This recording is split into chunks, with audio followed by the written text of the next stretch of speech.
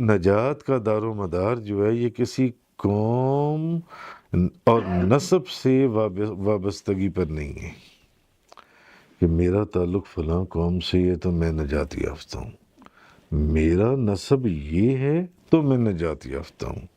तो नजात का दारोमदार किसी कौम या नस्ब से वाबस्तगी पर नहीं है, बल्कि ईमान और अमल सालिह पर है। और जो ईमान लाए और जिन्होंने अच्छे काम किए वो हैं जन्नती लोग, वो जन्नत में हमेशा रहेंगे। जो ईमान लाए और ईमान लाने के बाद उन्होंने नेक अमाल किए। तो ईमान लाने के बाद नेक अमल करना ज़रूरी है कि मेरा ताल्लुक इस ख़ानदान में तो बख्शा हुआ हूँ, मेरा ताल्लुक इस कौम से है तो मैं तो बख्शा नहीं, बल्कि ईमान और अमल नेक अमाल के ऊपर नजात का दारोमदार है।